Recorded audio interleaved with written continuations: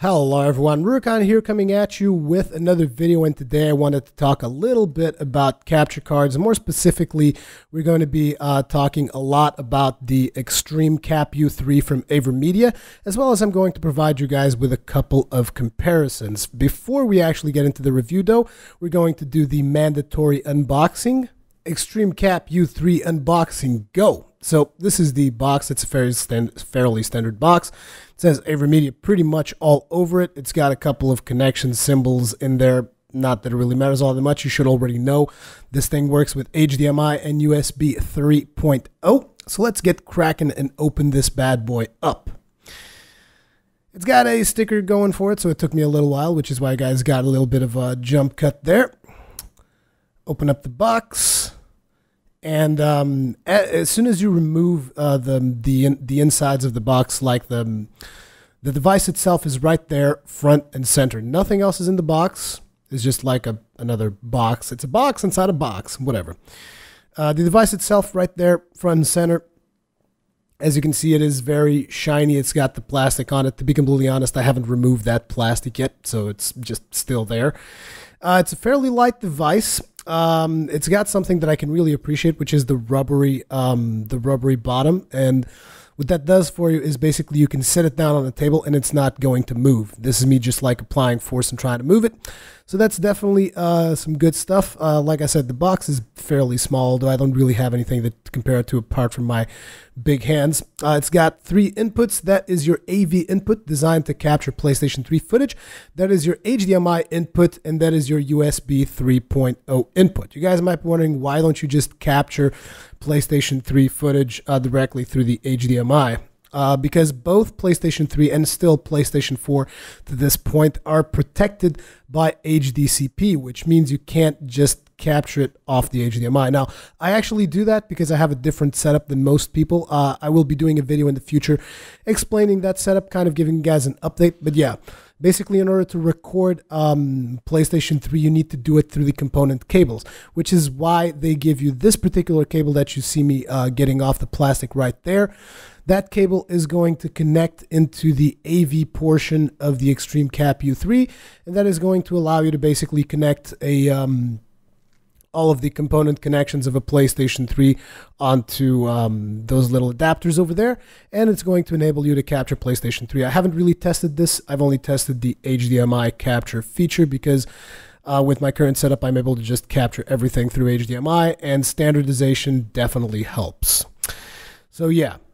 That is the ExtremeCap U3 unit plus the component cable, and then there is a USB 3.0 cable. And bear in mind, very important what I just said, 3.0. Do not expect to take full advantage of this device unless you get USB 3.0. They also give you a little quick start manual that you shouldn't really need if you're buying this device. And yeah, this is pretty much what you get out of the box. Okay, so now that you've seen what you're going to get with the box, let's talk a little bit about why I selected this particular product from Avermedia and my previous experiences with other products, both from Avermedia as well as from their competitors such as Apogee, Elgato, and a lot of other ones out there. So my experience so far has been the very first capture card I've ever had was an Apogee, I don't know how to pronounce it, the HD PVR, the very first version of the HD PVR. I used it for about 2 years, and after 2 years I started having problems with it. It actually stopped working properly, and it started giving me a couple of audio desync issues, and that is something that you're going to be plagued with if you actually spend too much time working with capture cards. You will eventually start having a lot of audio desync issues depending on the card that you're using and depending on the way that you're doing things. Now, besides the Apogee HD PVR, after that one, as that one started breaking down, I purchased an Avermedia device, which was the Game Capture HD, the very first version of that product. I was pretty pleased with it, even though it was also at that time that they came out with the Live Gamer HD. So pretty soon I had to upgrade to the Live Gamer HD to kind of remain relevant, because the Game Capture HD only captured 720p. The Live Gamer HD was one of the first capture cards that actually captured 1080p and supposedly 30 frames a second. Now, there's a really big, really long story behind why I was not particularly pleased with my Live Gamer HD, but I'm going to simplify it for you very, very simply. The device does not actually do what it says in the box. The Live Gamer HD is a card that is mostly designed for live streaming. And sure, the live gamer part should tell you that. However, they also claim that the device is capable of actually recording 1080p 30 frames a second.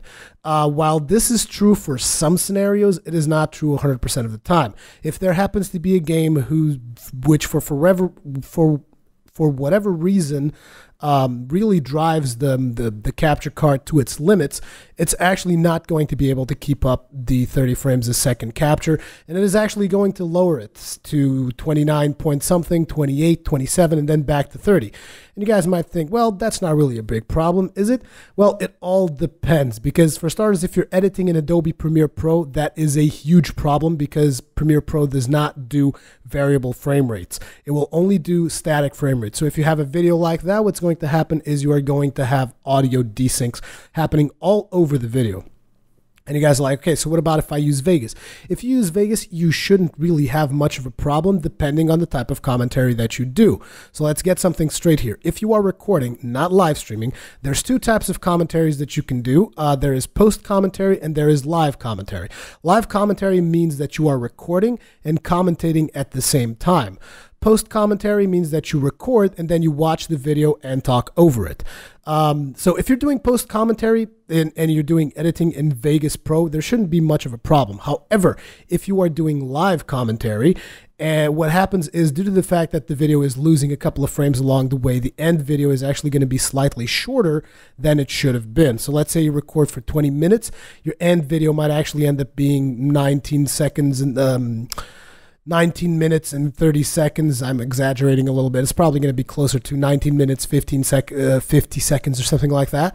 So you're going to lose like 10 seconds along the way. And if you're doing live commentary, pretty soon your commentary is going to be out of sync with what's happening on screen.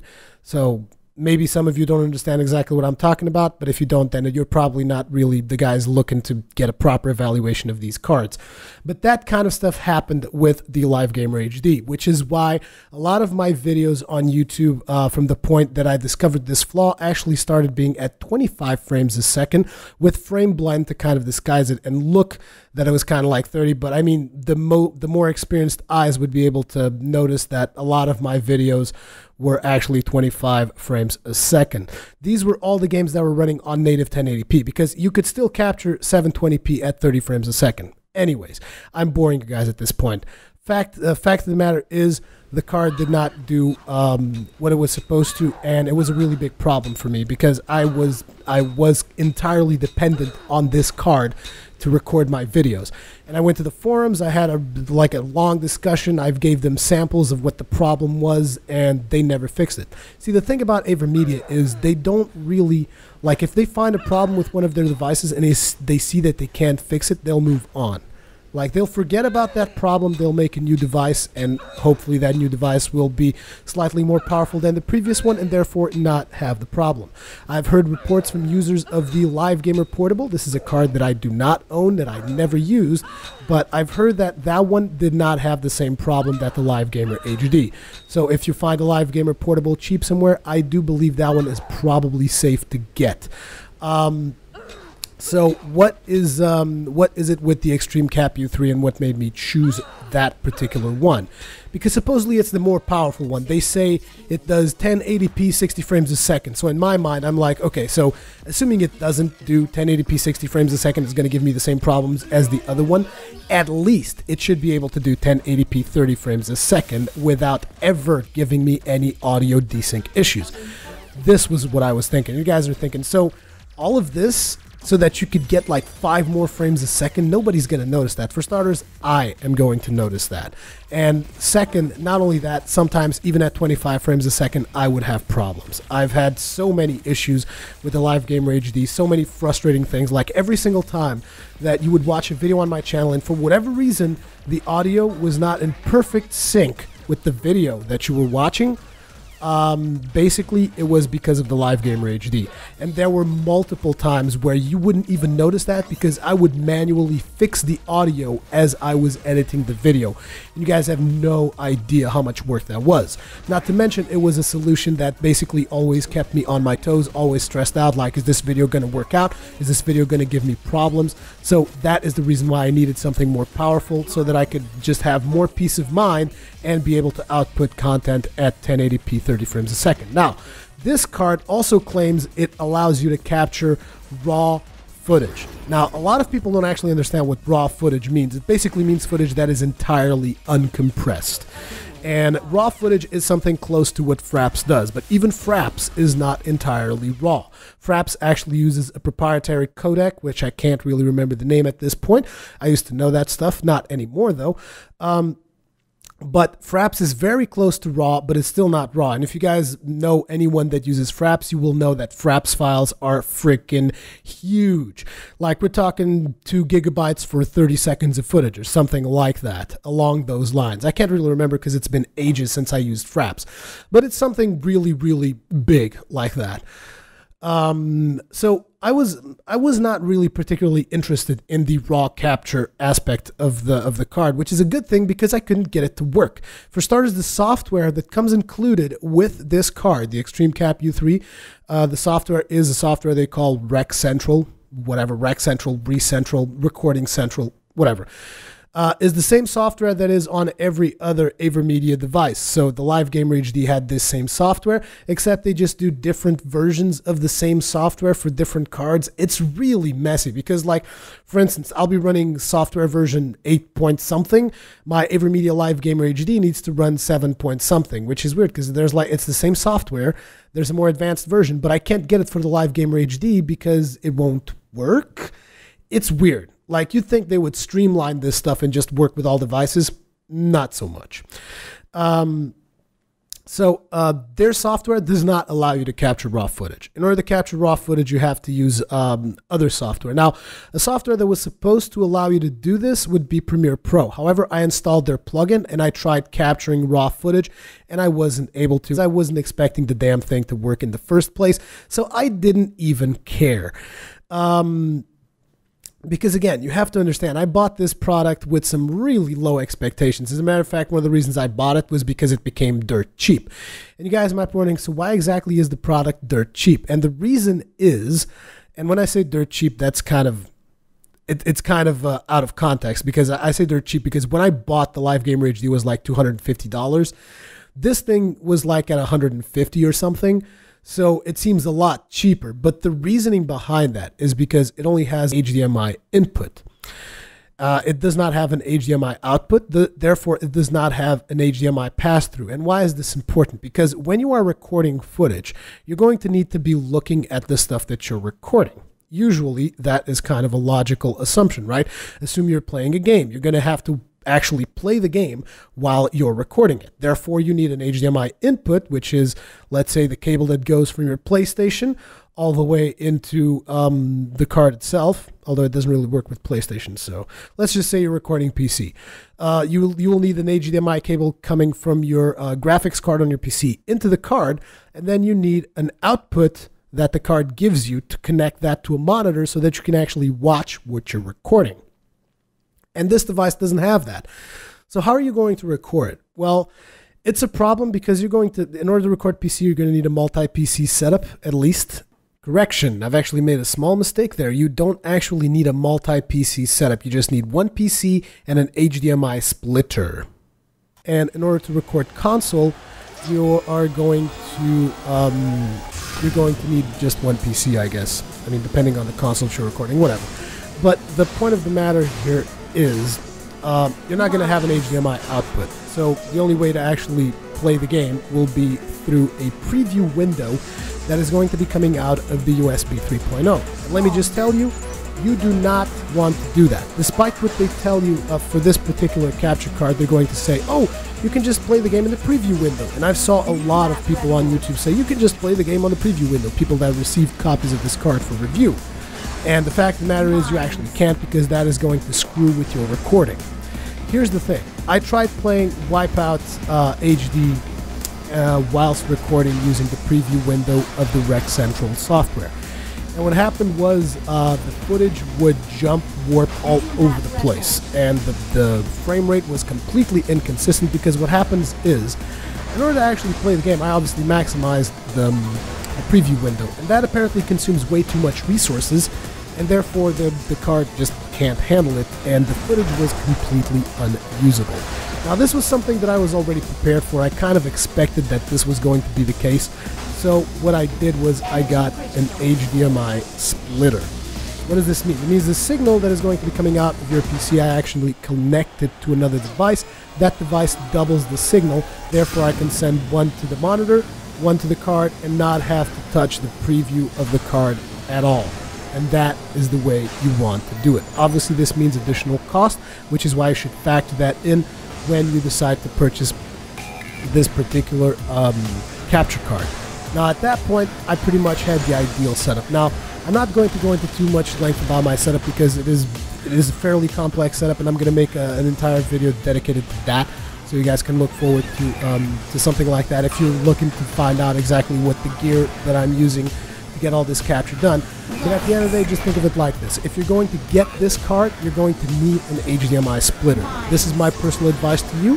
If you want to believe what they tell you and just use the USB the USB preview window, you're free to do so. I would not advise you to do it, because I will tell you that it probably can compromise your output. And you guys might be wondering, why exactly did you choose the game Wipeout HD to test it? And this is very, very relevant. Because here's the thing. For those of you that don't know, Wipeout HD actually has a really cool technology built into that game, which is that game will always run at 60 frames a second, regardless of what's happening on screen. Why is that? Because the game actually has this algorithm in it, which detects if a certain frame that the game is rendering is going to take you longer than normal to render, which means you would get a lower frame rate, even by 1 frame. If anything at all is going to compromise the frame rate, it will render that specific frame at a lower resolution. And here's the thing, the game is pumping out 60 frames a second. 1 frame at a lower resolution in the middle of that, your eyes are never going to be able to tell. So that's why this game is important, because it's constantly pumping out 1080p at 60 frames a second, and it's got bright colors, it's got tons of movement, which is pretty much when you have a capture card that is compressing your video. That is where all the problems are going to show up. When you have tons of movement, you're going to see artifacts all over the place. So that's the reason why I like using Wipeout HD to test capture cards. Now, after doing my splitter setup, I was able to effectively capture 1080p 60 frames a second at 60 megabits of bitrate, and that worked flawlessly. So at that point, I started gaining some trust with this particular card. Now, my normal captures are at 1080p 30 frames a second, and that is because YouTube does not actually support more than 30 frames a second. So anything else you add on top of that is just completely wasted. It's going to go to the garbage, so it's going to take you longer to encode your videos. It's just going to be wasted. Let's put it like that. So if you're looking for something that can capture 1080p at 60 frames a second for whatever reason, then this will do it. If you're looking for something that does 1080p 30 frames a second, this will also do it. This device also allows you to live stream. Live stream works, it seems to work fine. I haven't really tested it yet, but I've popped it open in Open Broadcaster. Seemed to be working fine. I never really got to actually broadcast it, but I'm pretty sure it works just fine because Open Broadcaster was working. It had sound, it had the proper frame rates, it had everything just working fine. So at the end of the day, what are the main problems that I've had with this particular device? The main problems were the fact that I couldn't get Adobe Premiere to actually capture raw footage from it. I don't know why that is. There's a feature in the device that basically says it can record a separate MP3 file of you speaking while you are recording. That feature just flat out doesn't work. So I don't even know what it's doing there. It didn't used to work in the previous versions of the software. I don't know. I've seen a lot of people say, oh, this is a great feature to have when I saw other reviews on YouTube. They all say it's a great feature to have, but I guess none of them really tested it because it just doesn't work. Or maybe it just doesn't like my microphone. I don't know. So that particular feature, I never got it to work. Apart from that, what else? The live streaming from the Rec Central software is pretty crappy. You want to use Open Broadcaster, which is free, by the way, so there shouldn't be any real problems there. And apart from that, there's not a whole lot to say. It can also capture different resolutions, like it can also do 720p if you happen to be capturing some PlayStation 3 title that only does 720p output. The quality so far seems to be better than the Avermedia Live Gamer HD. It's got more of a analogical feel to it, though, which is kind of weird. Maybe it's just me, maybe it's just my eyes, but it seemed to me like, I don't know, I noticed a distinction between the two types of footage, but something that that definitely kind of sprung to mind was that the colors were more bright, were more vivid, were more rich, vibrant. Yeah, that's the word I'm looking for. The colors were a little bit more vibrant with this over the Live Gamer HD. And you guys might be wondering, why did I keep going after Avermedia if I had such a bad experience with the Live Gamer HD to begin with? The reason is, I can't get the other devices to output the same quality. I've tried the Apage HD PVR 2, and the quality, like, compared to the Live Gamer HD, it was just terrible. Like, not even close. Like, not both working at maximum, it wasn't even like a competition. Like, the Live Gamer HD just thrashed all over the Apage. Now, I haven't gotten the chance to test any other Apage products, and to be honest, I would love to test out more capture cards. I've gotten in touch with a lot of these companies, both the Apage as well as Elgato as well as Avermedia, but nobody wants to send me any of these cards. I don't know if they think it's because I have too much experience, because I have a ton of experience with capture cards, and maybe they don't want me giving my honest opinions on them. I don't know. I don't know what is the reason. But anyways, this is my thoughts on this device. It works. Don't expect it to do raw capture, because me personally, I couldn't get it to work. Maybe you can. I don't know if you know a whole lot about this. Maybe you're using Vegas and maybe it works just fine in Vegas. Me, on Adobe Premiere 6, I couldn't get the damn thing to work. The audio recording feature probably won't work if you have a USB microphone like myself. And yeah, that's pretty much all I can really say about it. Anyways, this has been Rurikhan. As per usual, leave me comments, feedback, all that kinds of good stuff in the comment section below. Thank you very much for watching, and I will see you guys in the next one.